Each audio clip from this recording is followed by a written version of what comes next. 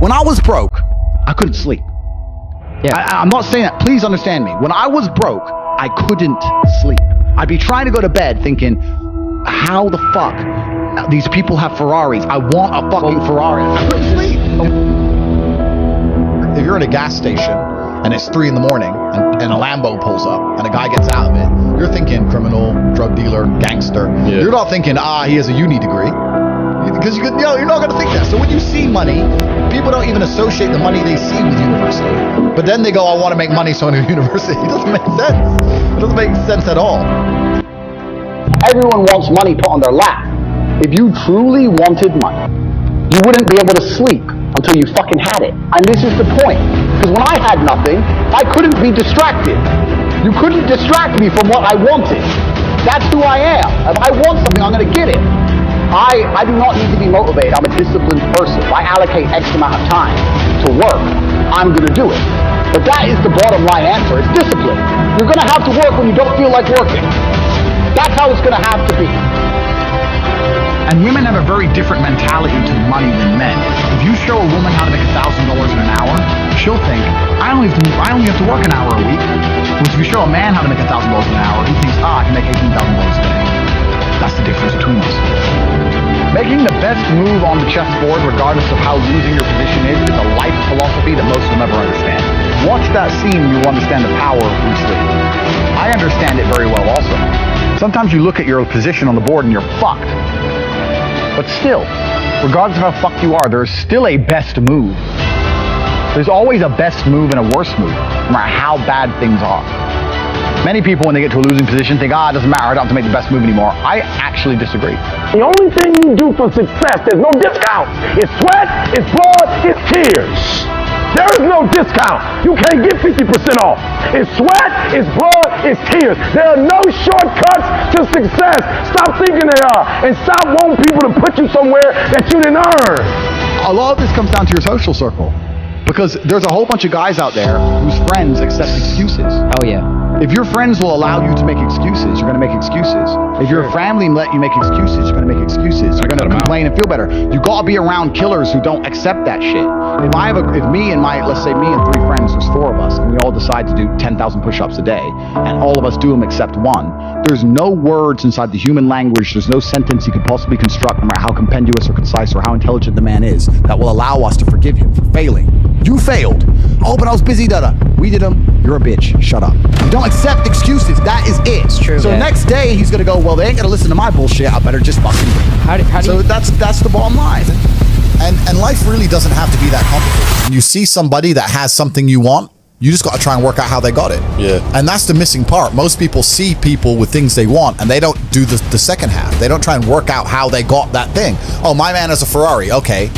I wish I had a Ferrari. Okay. They don't sit there and go for an hour, how did he get a Ferrari? That part is the part they don't want to do, right? They just go, oh, he has a Ferrari, wish I had a Ferrari, and they go back to TV. Yeah. And that's why they lose. And a day of work in 10 years, I've never had a day off. Maybe I've had days where I've gone driving in the supercars and I've only done 2 hours work instead of 8 hours. I've never had a day where I thought, fuck it, I'm not gonna work. Never once ever. My screen time on my phone is 9 hours a day, every fucking day. I do not miss a day of work ever. If I'm the most viral Googled man on the earth, it does not change a fucking thing. I am working. Earth must be conquered. The Matrix must be attacked and shattered. I do not stop. I will not quit. I will not surrender. I am not that person. I have zero interest in rest or respite. It's bullshit for cowards. Even the idea of resting aggravates my mind. So what, I'm supposed to do this? Wait, let me practice. Sure. Yeah, that sucks. No, but is there... It sucks. Bro, I got shit to do. Give me, I can't even contemplate the idea. People say to me, if I had your money, Tate, I'd just go chill. That's why you'll never have my money, dummy. Well, here's my question. You just want to go do nothing. I don't want to do nothing. I want to do shit. Stress is part of being successful. I like stress. When I feel stressed, I do my best. It makes me anxious. It turns my brain on. I like being stressed. Lived longer than average. Yeah. The point is, the same drug, how you look at it and how your body anticipates it, how you feel about it, affects the real world results. Which goes back into what you were saying earlier about the jealousy. You're saying people look on social media and they get jealous and it demotivates them. That's because they decide to be demotivated by it. Do you know what happens when I get jealous of somebody? I fucking beat them. Yeah. If I look at somebody who has something I ain't got, I will take it from them by hook or by crook. Well, when I watch other people on social media and I see someone killing it, like whoever it is, someone that fires me the fuck up. I love it. Like, I wish someone could make me jealous. It's hard now. I got everything. I wish I could look at somebody and go, fuck her. It's actually amazing. The answer to 99% of questions or conundrums or scenarios that people come up and ask me, 99% of the time the answer is work harder. My girl left me. What do I do? Hit the gym. My friend died. What do I do? Become exceptional.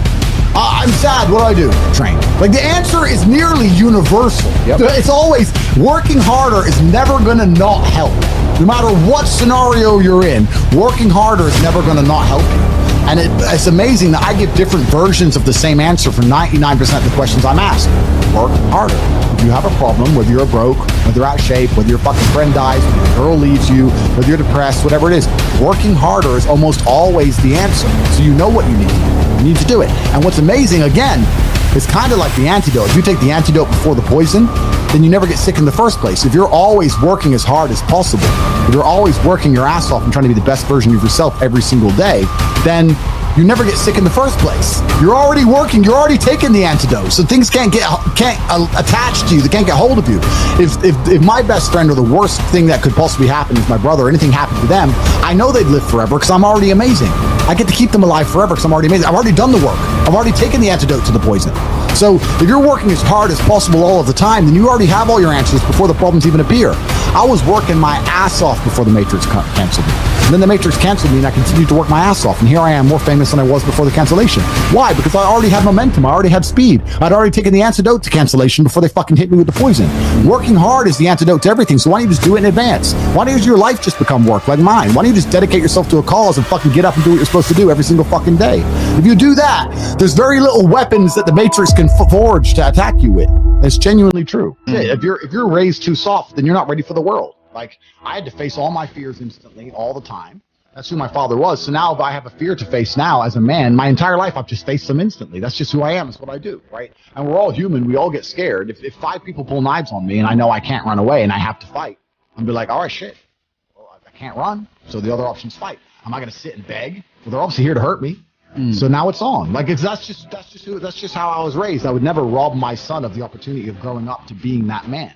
There's something that's so brilliant, so it's satisfying to your core. It's like an evolutionary adaptation when you feel genuine competence as a man. There's something that oozes from you. Look at James Bond. The reason James Bond is James Bond is because he's good at everything. He can drive, he can fight, he can shoot. He's got all this money. He's smart. He's suave. He's a millionaire. Whatever. There's something about having competence as a man that genuinely satisfies your soul. How can I go to sleep and be sad at night when I know that I'm one of the baddest motherfuckers on the planet? When I know there's not a single scenario in which somebody paired against me will be happy about the pairing. It doesn't matter what it is. If you were to go out there, let's choose something random. What do white people do? Wakeboarding. White people shit. I've never wakeboarded in my life, right? But if you were to go out there and choose someone else who's never wakeboarded before, and they said, you're going to have a wakeboarding competition, you're going to wakeboard against somebody who's never wakeboarded either, but if you lose, there's going to be serious consequences. But your competitor is Tate. Part of them's going to go, oh, fuck, why Tate? I've never even wakeboarded. They have no reason to fear me besides the fact that it's my last name and they know that I am indefatigable and perspicacious and that I am a feared opponent in any realm of human endeavor. I have absolute and utter confidence that runs through my veins. I do not fucking fail, and the world knows that. How can I be unhappy in this scenario? How can I be unhappy as this person, as this avatar to fucking attack the simulation? My father built me to be this man.